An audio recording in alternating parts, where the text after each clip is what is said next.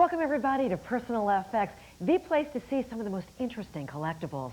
John Burke is not in the apartment today. Actually, he's on the road for us, trading places with John Davis. Merry Christmas. Good to have you here. Merry Christmas to you, Claire. Thank you. Yeah, John Burke is home for the holidays, but they still have him working. But we're going to catch up with him a little bit later on. Well, you know how on the show we always see lots of Christmas ornaments. We know they're very collectible. Today we're going to be taking a look at a wonderful assortment of Christmas ornaments that are all cross-collectibles. And J.D., I saw one of an Elvis jukebox that I think is really neat. And it plays Elvis songs, of course. Elvis Christmas songs. And also, we're going to have Judith Katz-Schwartz here, who is going to help you figure out how, when Christmas is over, you can pack up your ornaments and preserve them and store them for next year so that they're all fresh and clean when you pull them out next year to decorate. And this way you can give them from generation to generation to be passed along. And of course we always have lots of appraisals. People have come from all over to have their items appraised, and I'm going to get ready for that, Jane. Okay, and I'm going to say something I have never said before on this show. Let's go out to John Burke on remote. He's in McDonough, Georgia with a super collecting couple who has a collection that's red hot. Right, John? That's right, J.D. You know, it's Christmas Eve, and they still got him working. Still got him working. If you look at this, you might think, well, Burke is in some fire station in McDonough, Georgia. But take a look at this. I want to remind you, this is somebody's home. Wow. This is where somebody lives. Bill and Andrea Dodd live here, and they have over 3,500 pieces of firefighting memorabilia, and they have been so kind to let us into their home today. Andrea, how are you? Nice to see you. Nice seeing you. Billy, thank you very much, sir. Glad to have you. Now, you have a history with firefighting. As a matter of fact, that's how the collection started? Yes, I started off in the fire service in 1966 as a fireman with Civil Atlanta Fire Department, and just recently retired after 31 years service. Now, hand me those instructions right behind you. And Andrea really is the reason that this house is the way it is. Andrea, tell us what you have here and about the construction of the house. We went out, we were deciding to build a new home, and I saw these plans in a dollhouse store, and it's a miniature fire station. And I brought these home and said, Bill, this is the next house. So with the help of a lot of firemen, we had this built, and this is where we're living now. They're living in a giant dollhouse filled with firefighting memorabilia. And J.D., a little bit later on, they're going to take us through this incredible historic collection. It's going to be a lot of fun. John, would that be a cross-collectible house? I mean, it's a cross-collectible house. That's right. Yeah, from a dollhouse plan? Okay. That's exactly right. Thanks a lot. All right, let's get going with some appraising. Let's toss it over to Claire. There must be a theme here today, J.D., with cross-collectibles, Christmas ornaments. And let's introduce to you our two ace appraisers of the day, Bob Connolly, John Bruno. Good to have you guys. What is your reaction to the super collection? I love it. Isn't it very hot? That's fun. And we have several guests with us now who'd like to have items appraised. Barbara, why don't we start with you? Nice to have you here. Just visiting New York for the holidays? Thank you. Yes, my daughter. I think I'm hearing some fire trucks in the background. Very appropriate for today's segment. And what do you collect? Perfume bottles. Well, nice. Is that what you brought? That's it. Really? That is beautiful. Where'd you get it? My mother gave it to me. So it's been in your family for quite a while. Yes. Okay. Well, this is one of those cross collectibles also, believe it or not, because it has the perfume bottles, and it's referred to as a perfume casket. But that's the prettiest casket I ever saw. Well, that's a box. The interesting part about this is it's definitely Italian. It's probably 1890. And these medallions or cartouches are called Pietra Dora, and they are made from stone, marble, and put together on that, and that's the important part. There's people that collect this type of work. It comes as big tables or whatever, and this is very rare, being Pietra Dora. Is this an old piece? Probably from around 1890 to 1900 maximum. Exquisite. Yeah, these are individual little pieces of mica or stone that are hand-cut, laid in and matched both in color and design, so that the pattern of the leaves, you don't see this unless you're really up close, the pattern of the leaves and the stone actually match as they would in light. They're absolutely lovely. I like this piece at $500 to $600. Wow. Easily $500 to $600. It has the little stoppers. Now the stoppers, I think, are either not original or are somewhat broken, but beyond that, because they don't fit exactly, beyond that, this is an absolutely exquisite piece, $500 to $600. It is beautiful. It's lovely. I could imagine owning it for a lifetime, but somebody out there might want to own it if you were thinking about putting it up for sale. Well, I'll think about it. You want to think about it? You don't have to. It's your choice at the end of the show. I'll think about it is beautiful. Thank you so much for being with us. And have a wonderful holiday. And our bid line number, that is exquisite. If you're interested in buying any item that's up for sale, it's 212-802-0082. And next, Orpha is joining us. I almost thought it was Oprah when I looked at your name first. Where does your name come from? It's close. I was named after my grandmother, Mm-hmm. and it's a biblical name. And actually, it was supposed to be Oprah Winfrey's name, but they misspelled it on her birth certificate. So she got Oprah instead of Orpha. Orpha. Isn't that an interesting story? Fascinating. Please tell us about what you've brought and like to have it. Well, it's a letter rack, and it's marked pass it along. Tiffany Studio on the bottom. And I think it was part of a desk set at one time. Very pretty. Exactly what it is. It's a very, very famous set. It's the Zodiac set that Tiffany put out.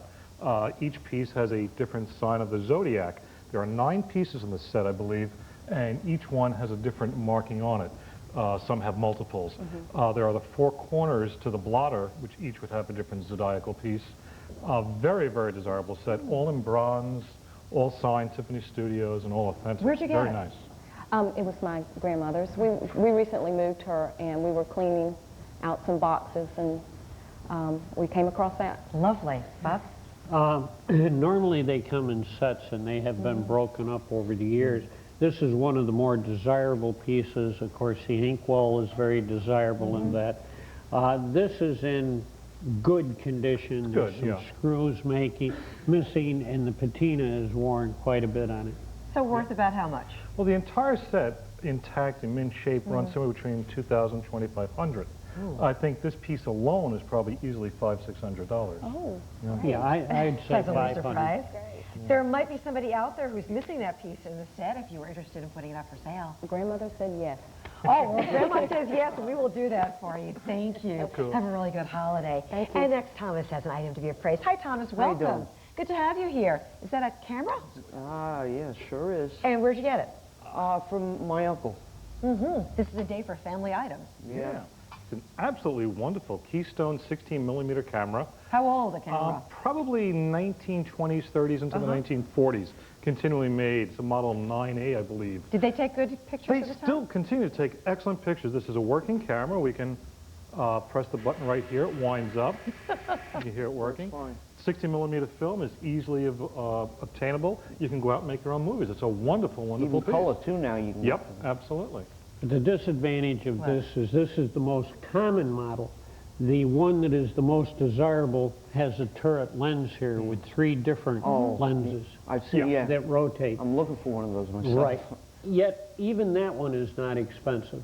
What it is the VCR cameras have taken over, and there are not very many collectors for this. I like it, but I like it at $50 or $60. Yeah, you may break 100 to a real hardcore collector, somebody who's in the field, making movies or in TV, wants it for their like collection. what I do, I collect. Yeah. You know, I have one, matter of fact, at home that's even older, a Kodak model 1A. Yeah. But I figured I'd bring this. But nice, between 50 to 100 a quarter, I think. We have agreement? I think so. Okay, would you like to put it up for sale? Sure, why not? Why not? Good spirit. Thank you so much for being with us. Have a wonderful Another one holiday. anyway, so. Okay, great. And now it's time for the collector's update.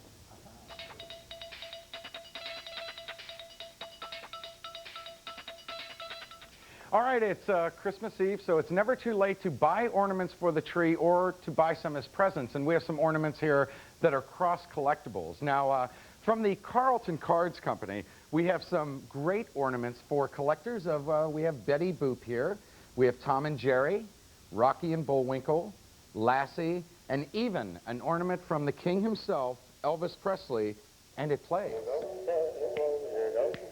Oh, yes. Also, from the Hallmark Company, we have all sorts of different ornaments. We have Barbie, we have some Mickey Mouse ornaments, we have Star Wars, we have some ornaments from Star Trek, Marilyn Monroe, and they also have sports stars. And these ornaments are still available now, and they're relatively inexpensive now, but who knows what they're going to be worth a year or possibly 10 years from now. So that's a look at some cross-collectible Christmas ornaments. Now, coming up, we have some items in the apartment that have yet to be appraised, as well as some items out on location in McDonough, Georgia. We're going to take a look at all of those items when we come back on Personal FX.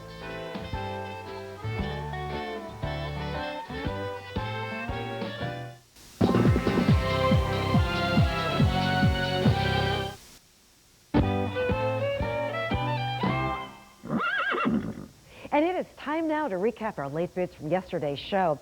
Patricia had her World's Fair book appraised by Susie and John for $300. And Betty from Walla Walla, Washington bid $100 and was unable to close the book on this item because Patricia is going to be thinking about it. And in the mailbag, Jackie's pocket knife was appraised at around $225. There was a bid from Kim from Puyallup, Washington for $500, and Jackie said sold. And that's it for the last roundup, John Davis. All right, Claire, let's get going with some appraisals. We're back here with John and Bob, and let's go out to McDonough, Georgia with Catherine. Hello, Catherine. Welcome to the show. Hi, how are you? What did you bring for us today? I have a brass or bronze elephant that I inherited from my aunt who lived in New York. Uh-huh. She traveled to China, Tokyo, Japan. Wow. And probably purchased it in the 40s. Okay. Wow. What can you tell us about this, Well, Bob? it's India. I'd say it's India definitely Indian style. Very common to do figural brass and things like that. And I would identify that as being from the 40s. Tommy is right. What's unusual about this is we all see elephants with the trunk up. Everybody wants the good luck of the trunk up. This has the trunk down, which elephants do quite naturally. You just never see that. So it's a really cool pull toy of some sort from the 40s. Probably brass, I would think, rather than bronze. Yeah, brass. Yeah. Absolutely cool. It's really a nice looking toy. Make a great Christmas present, too. And of course, the elephant with the trunk up is an American superstition. Yeah. So that's why you don't find all elephants with the trunk up. So I like this. I like the wheels. I like the toy. I say something in the $40, $50 range. Yeah, I was thinking 50 to 65 bucks, somewhere in there. Okay, so we're hearing a range from $40 to $65. Would you like to take some bids on that, or are you going to hold on to it? I'm going to hold on to it. Okay, thank you very much for joining us. Thank you. Happy holidays. And now we have Dana. Hello, Dana. Hello. How are you? Fine. And Dana's brought along a toaster. Tell us about the toaster. The toaster was my grandfather's, and the toast, you toast it from the side. Okay. Instead of up and down, it goes from left to right. Yep, we do this over here on this side. I have to tell you, I have the most wonderful memory about this. I got married at an antique show. My wife Tina and I got married in the Hamptons at an antique show, and we got married in front of one of these as a friend was going through 2 loaves of bread toasting them because it was going to be part of after the ceremony. We were going to have toast and all kinds of breads and fruits and vegetables and sort of an organic thing. But I actually got married in front of one of these toaster later. Classic 1920s. You can just keep feeding the toast in. There's a little window to watch your toast get toasted like at a car wash. That's right. Very, very, very desired. I want to see those wedding pictures. That's what I keep thinking about, the wedding pictures. Well, everybody was in one spot in the wedding. You know, we were all antique dealers. We're all out in the Hamptons doing a show, so why not? This is really cool. They will work forever. It's just working right now, and it's just really neat to watch the toast go through and come out the other side. I did this many hours with my grandfather. Made here in New York by the Toastolator Company in Long Island City. These are right now worth somewhere, I think they're going about $250, $300 to a real hardcore collector. Yeah. Wow. How about you, Bob? Ultimate in Art Deco. Yep. If you have an Art Deco house and you don't have one of these toasters, something's wrong. That's right. You haven't completed And here comes your and toast it works. out the other I like side. it darker. We'll put it through again. But there isn't an adjustment, right? There's an adjustment. And obviously it works. It works. It has the original silk-covered cord. This is really cool. I love this. Okay, so I wish I could buy this. the price again, John? About $250, $300. $300. That's where they go, yeah. $250 to $300. Do you want to hold on to this toaster, or Yes, would I you do. like to take some bids? I'll take some bids. You'll I'll take think. some I'll think bids? about it. Yeah. Okay. Well, thank you very much. Thank you. If you'd like to bid on the toaster or any other item available on the show, give us a call at 212-802-0082. Let's go back out to McDonough, Georgia with Marcia. Hello, Marcia. Hi. How are you? Welcome to the show. Hi. Tell us about your Santa Claus. Well, this Santa Claus was handed down to me by my mother, and it's approximately 25 to 30 years old, and I don't know much more about it than that. Wow. Okay. Well, you've come to the right place, because I'm sure John and Bob can give you some information. Well, it's a paper-mache face. Paper-mache, yep. And, of course, without really looking at the bottom, it could be Japanese or it could be German. Are there any marks on it at all, or a tag? No. No. All right, Okay. with the plastic feet that I see now on that, I'm going to say that it's German. I think it's German. It's probably 1950s. That's Yep. what I think it is. Look at the beard, especially the yellowing that's gone into it. These are very typical. You buy these in dime stores, novelty stores for the holidays. But again, they're all from that baby boomer collectible period, so that people at our age now want to get them. They've collected Santa Clauses for years, and because of the height, the size, and the condition, this is going to bring 100 to 125. Yeah, it's about right, about 150. That's what I would figure. What if it's cleaned up a little bit? It looks like his beard is, you don't want to mess with it? No. Oh, Okay. I disagree. I would clean it up. I use a little cornstarch and comb it through and get them cleaned up. In fact, we're going to show people how to do that later on in the show. So at about $150, would you like to take some bids on that? Sure. All right. Thank you very much for joining us.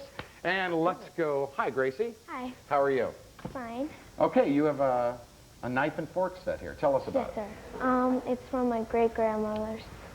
It's my it. Okay. great-grandma. And she gave it to you? Or is it still hers? Still hers. One thing to point out about this is the condition. We're missing one knife, and the collar on one of the forks is broken. Oh, yeah, right. This one right here. Right. Okay. So actually, you have a fruit set for 11, and which Instead is of an 12. Well, right. think of it as 10 with an extra. There Right. you go. And the handles, of course, are mother of pearl, and the blades are stainless or silver plate, highly engraved, and that would be for serving fruit. And of course, it's English. Beautiful box, but we only have 11. But even with that, sets like this were very, very common at the time, but they were sort of a step up. Not everybody was going to use them every day. They were for special events. We'd bring out the little cask, would have an emblem, often a family crest. This is missing it. And you would actually have a separate service for your fruits, for your vegetables, for your desserts. It was nice to have a fish set, individual little services. So people today will collect them for that purpose and use them as part of a complete dinnerware service. Now, did you date this, Bob? What was the date? on This is probably 1910, 1920, Yes. English.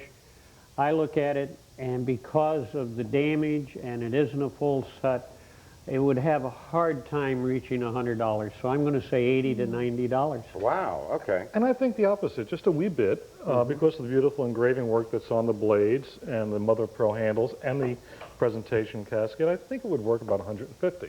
Okay, so about up to 100, between 100 and 150. Would you like to take some bids on that, or are you going to hold on to it? Yes, sir. You want to take some bids? Okay, thank you very much, Gracie. And let's go back out to John Burke, who's in McDonough, Georgia, and he's going to show us about this red-hot collection. Hey, John.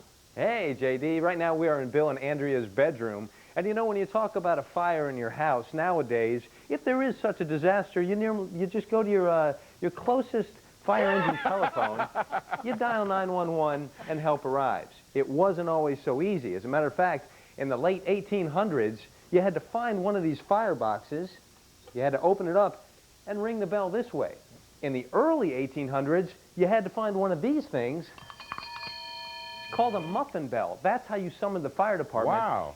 In the 1700s, JD, you had to use this thing. It's called a rattler. That's how you summon the fire department. And they would hear that and come put out the fire?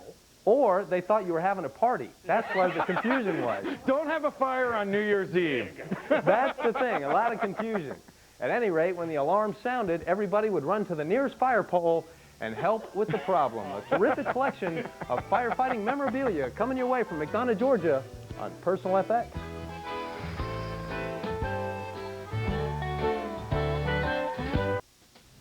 Did you know that icicles, the thin tinsel strands which are draped over branches, were invented in 1878 in Nuremberg, Germany? Now, they were first made of foil. Then, in the 20s, they made them out of lead. And then in the 60s, they started making them out of plastic mylar. Lead tinsel. Isn't that something? Welcome back to Personal FX. By the way, the Did You Know is brought to you by Dimetap. Yes. John Davis sitting in for John Burke. That is something. Little did the inventor know that this is going to be used every year at Christmas time. By the way, have you ever slid down a fire pole? Yes, I did. Yes, I have. What was it like? It wasn't bad. You know, you think you'd stop or you think you'd get some kind of a burn, but I don't know. Let's ask John. Did you stop? Let's go back out there. He didn't stop. We know that. John He Burke, slid right in down. McDonough, Georgia, I am so impressed. You made it look so easy. Well, it gives new meaning to the term dropping in on Bill and Andrea. That's certainly what we've done today. Gang, thank you very much for having us in your home. Really appreciate this. Now, you have some terrific stuff. Andrea, how long have you been collecting? For about 30 years. 30 years. All right, well, you guys have been at it a long time. Bill, let's start with these items over here. Now, what do we have up here on the wall? On the wall up here, we have some reproduction fire marks as well as one original fire mark. The FA mark on the left is an original mark. The other three are reproductions.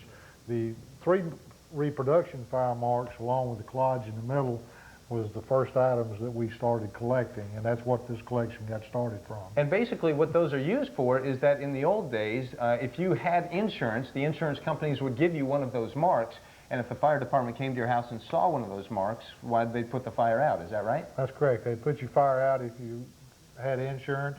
If you didn't have any insurance, they'd protect the neighbors next door. They'd just move on if you didn't have one of those things, so those were important to have.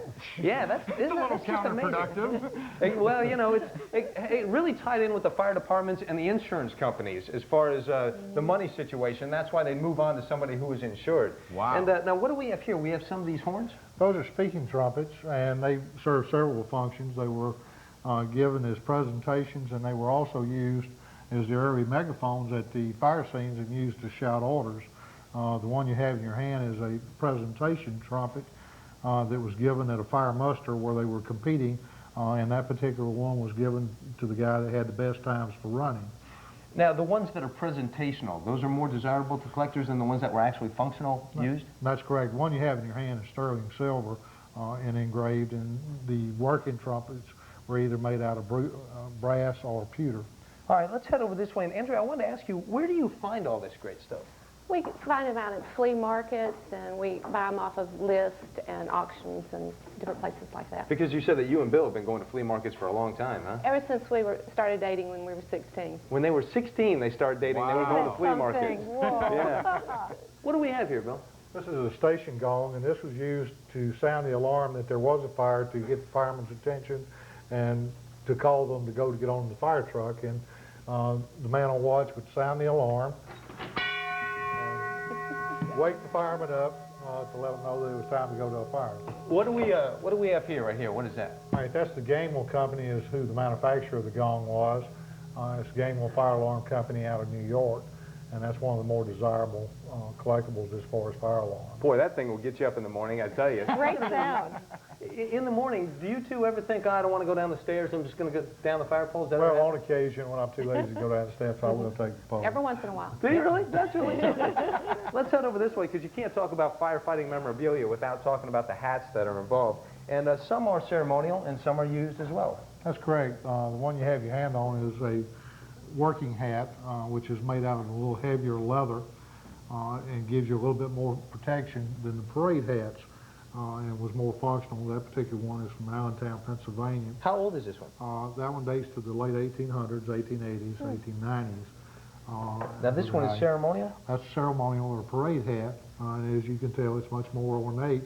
And it's also a lighter weight.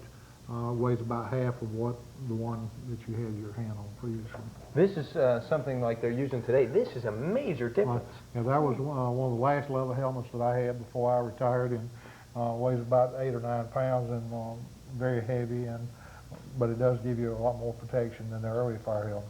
Andrea, were you happy to see Bill retire from the fire department? Yes, I was. I'm sure. Now, we have a question for the appraisers, something that's kind of stumped us, and if you'll take a look at this over here, this fire alarm box.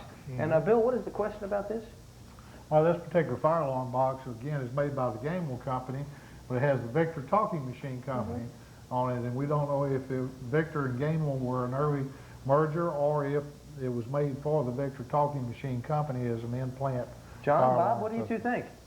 Well, that's a call box, and the number 543 would have punched out on a tape machine in the fire station. But Bob, what about this? How come we don't ever see that? What does that mean?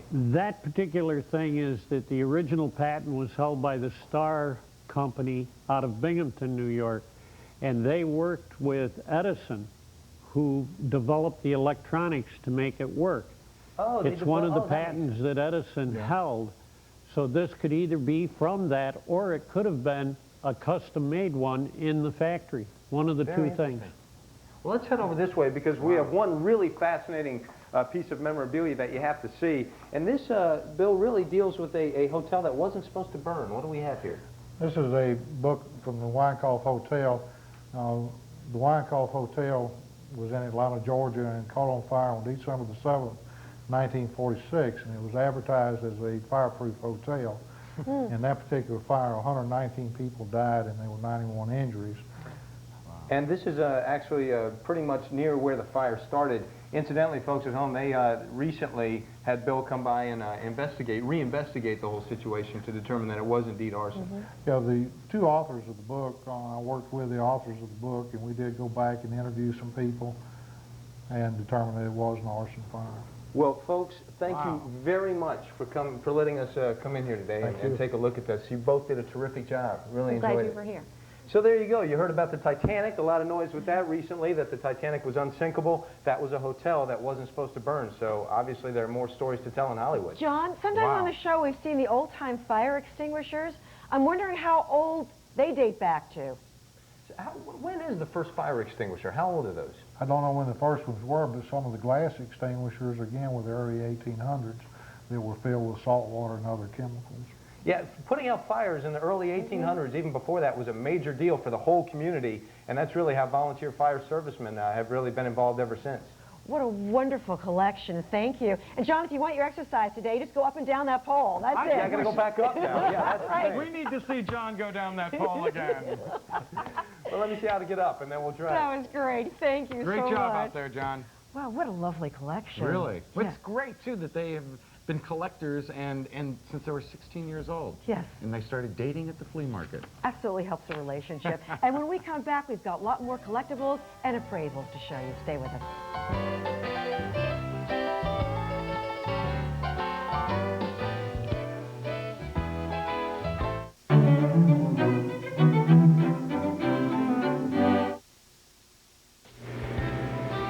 This is a shot of the Little Cotton Indian Creek that runs through McDonough, Georgia. It was so named for the Indians that once inhabited the area, and our very own John Burke is on remote just up the street. Now, let's take a look at some of the items that we're getting some bids on today. First up, we have the perfume casket. It's Italian, 1890 to 1900s. Hand-cut Pietra Dora cartouche medallions decorated. Very rare, about $500 to $600. We also have the letter holder. It's Mark Tiffany Studios on the bottom. Now, it's part of a 9-piece Zodiac set. It's bronze, in good condition. This piece alone is valued at between $500 and $600. We also have the 16mm movie camera, Keystone 16mm, model 9A. It's in working order, very common model. It's valued at between $50 and $100. We also have the Toastalator toaster. It's classic 1920s Art Deco made by the Toastalator Company in New York. It's car wash effect, which is the window where you can see the toast go by. Makes it very desirable, $250 to $300. Out on remote, we have the Santa Claus doll. It's 1950s, papier-mâché face, probably German, but there are no marks on it. It's valued at between $100 and $150. We also have the fruit set, which kind of looks like a knife and fork set. It's not a complete set. It only is for 11 people. It's mother-of-pearl handles, highly engraved, English, probably about 1910, 1920. Because it's not a complete set, its value is $80 to $150. If you'd like to bid on any of the items up for bids on the show, give us a call at 212-802-0082. And now let's get going with more appraisals. Let's go out to Claire. We certainly shall. And it's very nice that the toaster brings back some good memories for you. Added value for the toaster. Back in McDonough, Georgia, Wayne would like to have an appraisal. Hi, Wayne. Welcome to the program. Hi, Claire. How Nice to have you with us. Very well, thank you. Happy holidays to you. What would you like to be appraised? I have a clock here that's in the shape of a, the face of it on the front of a boat. Oh, that's nice. And the ship is like the Constitutional ship, recently restored and on the back it's got United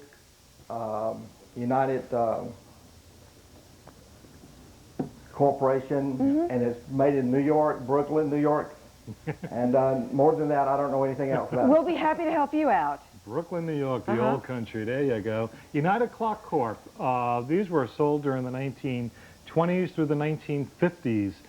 Some of the models had a switch, which I see there, which worked some lights, which shone up from each end of the ship onto the metal sails to give you sort of a nightlight effect. Very, very desirable. This seems to be in very, very good condition. They made a lot of them at the time? They made an awful lot of them. They were sort of the motif of the time. You had one of these on your mantelpiece and then later on top of your TV. For ship collectors, clock collectors? Yep. Started out, it's actually Art Deco. This one here I'd say was probably made about 1935, 1938. I like this in the 85 to 125 range. Yeah, 125 to 150. That's what I usually sell them at. So yeah, it's right on that spread. What do you think? Would you like to put it up for sale? Yeah, I'll take some bids. We'll be happy to do that. Thank you so much, and have a wonderful holiday. Thank you. And next, Miriam is joining us with a very interesting item that you've got. Hi, Miriam. Welcome. Thank you. Tell us the story behind this. This is my grandmother's, and we believe it's like an artist mannequin, and we found the book with it, this book with it. How to as well. Sketch from Life? Yeah. Yes. That's exactly what it is. This is called an articulated figure, and artists could pose these in different poses, and you can either paint or sculpt. They're absolutely wonderful. This is all hand-carved, and it looks like a sort of similar, if not one piece of oak. The graining on this is absolutely gorgeous. So keep on changing the position, and you can paint whatever position it was in. Actually, it's pine, not oak. It almost looks like oak. Wow. Yep, it's a pine. It's French. This first came in about 1880s, and it was originally a doll. And they took this and all the jointed body you will find on dolls made in Germany starting in the 1880s. This is an artist's form, are beautiful, and they command a price of $150 to $250. Yeah, these are actually being bought up now by designers. People are using them in decorating their homes. Different figures, different sizes, different positions. It's a wonderful, wonderful mannequin. I go up even to the low 200s range because they are so desirable. Okay, and we have a book with it as well. And a book as well, yeah. Well, what do you think? Want to put it up for sale?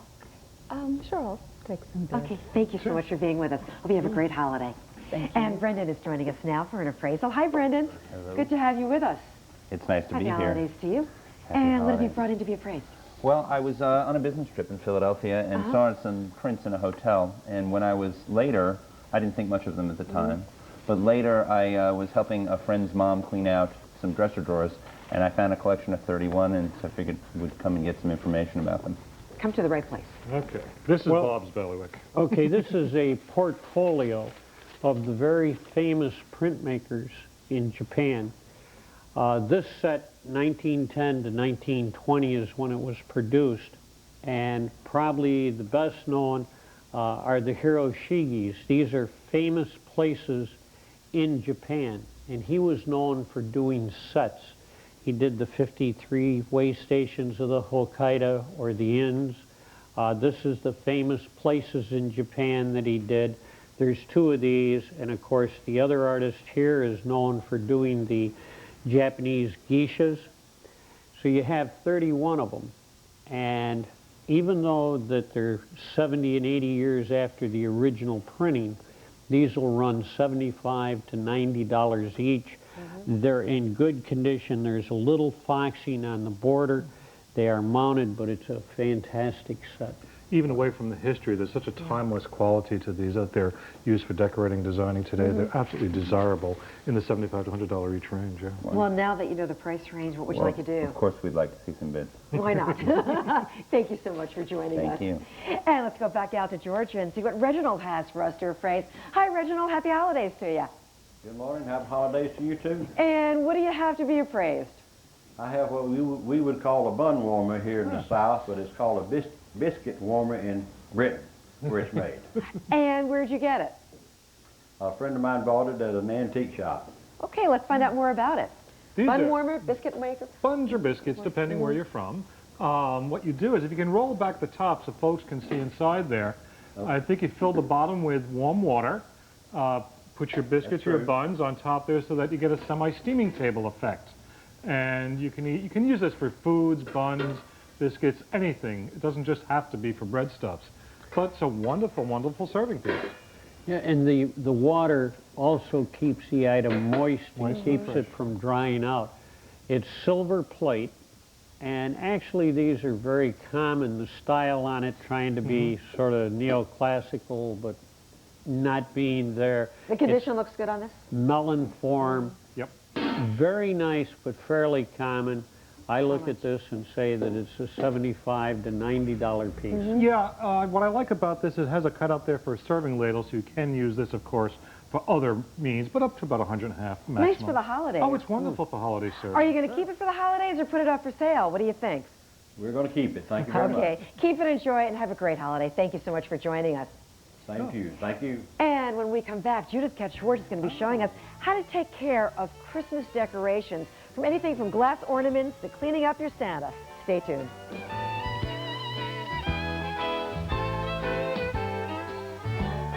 Join us for the Super Collectors. We do it every day at 1 o'clock. Some of the best hits of personal FX. It's the Super Collectors every day. Hi, welcome back to Personal FX. I'm John Davis. In the apartment, John Burke's out on remote today. Now, it's the holiday season and many people have their homes beautifully decorated. But, you know, with all that packing and unpacking of decorations and storing of decorations, things happen. And if you happen to have an accident and break something, what do? Well, you call Judith Katz-Schwartz. She comes out to your house. She fixes it for you. No. That's true. Actually, there are a lot of things that you can do if you break an ornament or if your ornaments are just in a state of disrepair. Yeah, I think the first problems we have is with storage. If they're not stored properly, they can get dirty, the paint can come off, they can break, lots of problems in storage. Okay. Now, we have some of these ornaments, and we've all seen these broken and faded in that. So what happens, say, with a piece that's broken? Well, a broken piece can be sometimes mended. If you break one and, for example, the cap comes off, save the cap. There's a little cap, and here's a little broken ornament here. And we can fit this cap. You can switch them. As a matter of fact, this one's got some damage on it, and this cap, if I'm not mistaken, we'll just cover it. Now, you said that these caps are important because they could date an ornament. Yes. If you look carefully right here in the little tip, right where the loop is, it has a country of origin. It'll say Germany, it'll say Poland, and that will help you date it. The German ones obviously are pre-World War II. Now, what about if you put one cap on another ornament? Well, you know what I mean? You've got a bit of a marriage then you've there, got a bit of a marriage, yes. Okay. And also, these tips are probably my advice is that these are much more suitable if you're keeping these ornaments. These are something that have been in your family, not if you're planning to sell them. That's right. Then you're going to devalue it by a lot of the things we're doing. And that really leads us up to touching up a faded or cracked ornament. And you don't want to touch it up if you're planning on selling it. No, you're going to devalue it that way. Right. But you know, you've had something on the tree for generations. You want to keep it. For example, I mean, here's Santa. If you go to the other side of Santa, he's got no eyes. So you may want to paint. The ghost of Santa. Yeah, or here this one has no paint on it. So let's take this little one, and you can use things like tempera or poster paints. I don't advise oil paints because they take too long to dry, and I don't advise watercolors because they come off. But you know, nail polish comes in all kinds of weird colors now, and you can match them up pretty well. You can just take some nail polish, dab it on there, you know, put some glitter polish on if you like, decorate it. There's all kinds of creative things you can do. Here's one that's been painted. You said you can use glitter polish for this. Wow, that's great. Okay, and then storing them, you want to put them in egg crates if they fit? Yeah, you have these boxes with the dividers here, but if you don't have enough of those, egg cartons are really good for the little ones. So they keep them separated, which is how they break, is when they bang together. Okay, and then if you have sterling silver ornaments, we have some sterling silver ornaments here. How do you clean those? Well, what we have here is some milk, which we've... Very disgusting. It's really disgusting, yes, because we've squeezed the juice milk of a lemon in here. It's all curdled and soured and everything. We're going to drop this silver ornament in here so that it's covered. Get in there, you. And you leave it overnight. And in the morning, you rinse it off and you wipe it dry, and look what you get, a nice shiny ornament. Wow. This removes tarnish on lots of silver. Much better job than silver polish. That's great. That's a quick and easy way to take care of it. All right, now if you have a Santa like this poor guy, Santa's a dirty... Who's been around. He's been down a number of chimneys, if you know what I mean. He's a dirty bird, this Santa. But really yeah, if Santa's a little dirty, or if you have a decoration like this that's dirty, how do you clean it? Well, the first thing you want to do, you want to go with the least invasive procedure first. So one thing you do is you want to take something dry like cornmeal and maybe try and comb it through his beard and see if you can get some of the dirt out that way. Wow. And that really works, combing cornmeal through? Yep, it should, although Okay. this is one filthy Santa, It is. so we don't know. Another thing you He's can too try... dirty for cornmeal. He really is. Let's try something a little finer, maybe some baby powder, which also can be worked in and combed through. Wow, and that looks like Yep. it's taken care of. And if none of and that works, if neither of those work, what we have here is some water, and we've dissolved some dishwashing soap in here. I'm just creating some suds, okay? And we put on our little sock here, and we give Santa a shower. right. Now, the thing is, you want to use as little water as possible. Yes, you want to really just use the suds. Just use the And you suds. also make sure it's cold water. Okay. Okay, and we dab that on. And you can see Santa's going to come clean. That's great. And make sure that you dry him with the blow dryer on Use low. a blow dryer on cold. On cold. Okay. And also, when you store him, you want to store the guy properly. You don't want to put him in plastic. You No. want to wrap him in acid-free paper. Or a bed sheet. Or a bed sheet. Or Plastic will both? create stains. You could do both. You could wrap them in paper and then wrap them in a bed sheet. Okay. Well, that's good. Thank you very much, Judith. Thank you for your help. J.D. Some Christmas ornament tips from Judith Katz-Schwartz. Thank you very much, Judith. And now we'll go out to Claire. And it is time now for the Mailbag Minute. Just how many appraisals can we get to in a minute? Well, we put Ron Norris to the test. Mike Cleland of Ogden, Iowa.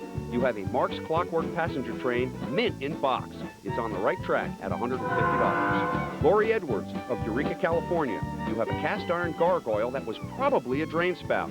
It trickles a value of $200. Lily Billiot of Brusly, Louisiana. You have an Aladdin Dome lunchbox and thermos from 1962. Take yourself out to lunch. It's worth $25. Roger Cote of Draycote, Mass. You have a Stromberg Carlson floor model radio from the late 1930s. It tunes in at $35. Arlene Soderstrom of Mesa, Arizona. You have a mechanical bank that is a reproduction. You bank on it for $105. Roy Baker of Oak Ridge, New Jersey. You have a Buck Jones and silver guitar from the 1930s. I won't fret to appraise it for $175. Jane Lennon of Palm City, Florida. You have a pair of novelty clocks from the 1950s. They were a good buy because they're worth $25. And that's a Mailbag Minute. Fastest minute in television. Stay tuned. Big bids are next.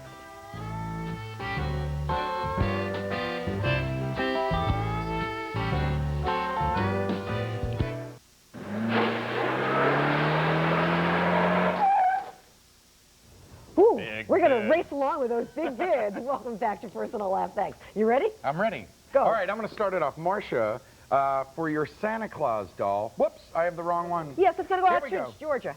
Right, okay. Okay. Okay, Marcia, for your Santa Claus doll, Douglas from Sayre, Pennsylvania is offering $105. I'll think about it. Okay, thank you very much. it. Thinking about it. Now we're back here with Barbara with your perfume casket. Jenny from Los Angeles is offering $850. But since my mother gave it to me, I think I'll decline. Okay. Orpha, for your letter holder, Chuck from Dayton, Nevada is offering $400. I'll think about it. Thinking about it. And Thomas, for your camera, Jesse from Burbank, California is offering $75. A lot of thinking. Which is I'll it? think about Thinking it. about it. A lot of people Okay. thinking about it Let's today. go back out to Georgia and waiting for your ship clock. Cindy from Westlake, California would like it for $100. Sold. Sold, yes. And Dana for the great Toastolator toaster. Keith from Fremont, California is offering you $550. I'll think about it. Grace for the fruit set. Want to let you know Jean from Las Vegas would like it for $256. I'll ask my great-grandmother. Please do. Miriam for the articulate figure and book. David from San Diego would like it for $300. I'll think about it. A lot of people Thank you. thinking about it Very today. much so. Let's go back out to McDonough, Georgia with John Burke coming down the pole. We hope so. Yes! We just want to thank Bill and Andrea for letting us drop in today. Thanks again, gang. Really appreciate it. Thank you, Andrea. Merry Christmas. I feel like I need a long white beard. Merry Christmas, Sean, and please wish your family a very Merry Christmas from me. Same to you. All right, and John will be back in the apartment on Monday because I'll be out on the road in Pensacola with a collection of miniature carousels. And tomorrow, a special encore presentation of Kids Day on Personal FX. On Friday, a collection of Star Wars memorabilia you're not going to want to miss. We want to thank all of you. We wish you all a very special holiday. To all of you in the apartment and at home, Merry Christmas. Happy holidays.